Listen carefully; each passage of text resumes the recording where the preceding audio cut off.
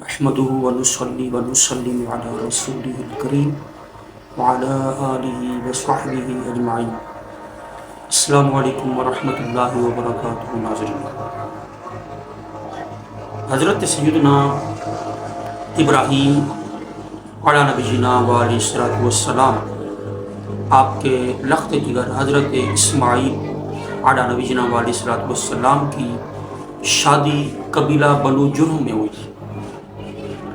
قبیلہ بنو جرہم یہ حضرت سیدہ ہاجرہ جو کہ حضرت اسماعیل علیہ السلام کی والدہ ہیں، ان کی اجازت سے مکہ میں چاہے زمزم کے قریب یہ آباد ہوئے تھے. اور حضرت اسماعیل علیہ السلام کی شادی اسی خاندان میں ہوئی. حضرت ابراہیم علیہ السلام گھر آئے، آ کر اپنی بہو سے پوچھا کہ بتاؤ آپ کا گزر بسر کیسا ہے. اس نے کہا کہ میں تو بہت مشکل میں ہوں، پھنس گئی ہوں، کوئی حال نہیں ہے، حالات خراب ہیں.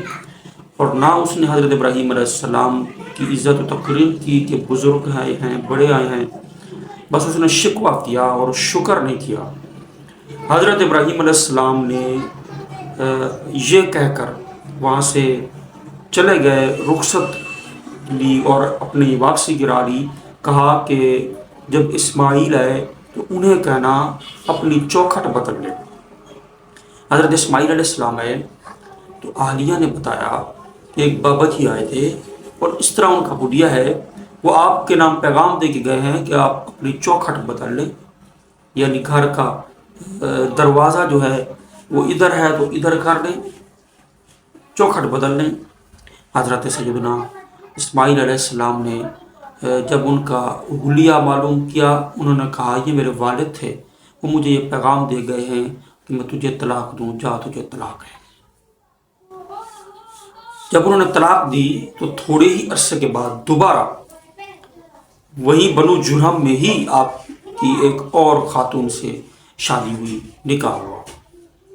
حضرت ابراہیم علیہ السلام کا پھر وہاں آنا ہوا، آپ آئے اور حضرت اسماعیل علیہ السلام اب بھی گھر پر موجود نہیں تھے.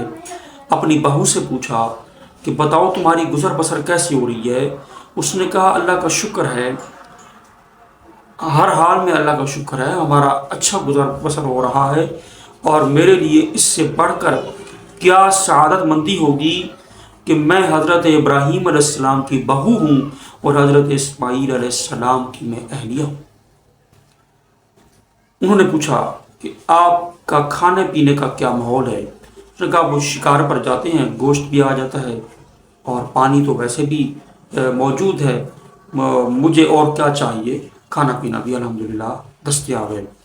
تو حضرت ابراہیم علیہ السلام یہ کہہ کر چل دیے کہ جب اسماعیل آئیں تو انہیں یہ پیغام دینا کہ اس چوکھٹ کی حفاظت رکھیں. حضرت ابراہیم علیہ السلام چلے گئے. حضرت اسماعیل علیہ السلام جب آئے تو بتایا گیا کہ ایک بابا جی آئے تھے، بزرگ آئے تھے، اور انہوں نے گزر بسر حالات پوچھا اور پھر جاتے ہوئے یہ پیغام دے کے گئے کہ اپنی چوکھٹ کی حفاظت کرنا، اسے محفوظ رکھنا. حضرت اسماعیل علیہ السلام نے بتایا کہ وہ میرے والد تھے، مجھے یہ پیغام دے کے گئے ہیں کہ آپ کی اب شادی ایک صحیح خاتون سے ہوئی ہے، آپ نے اس کو چھوڑنا نہیں ہے، اس کے ساتھ آپ اپنا گزر بسر کریں.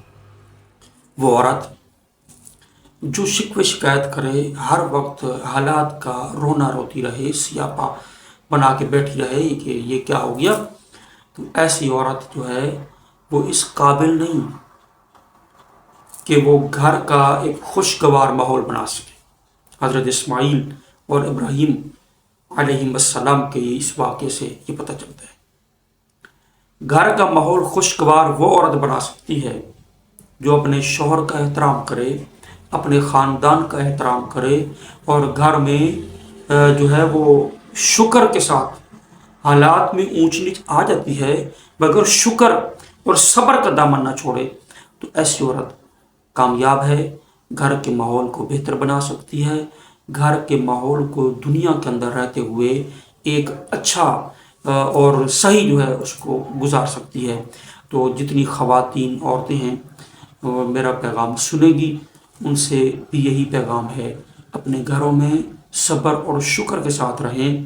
اللہ تبارک و تعالیٰ سب کے حال پہ رحم فرمائے اور ہماری پریشانیاں، رزق کی تنگی کے مسائل، سب مسائل دور فرمائے۔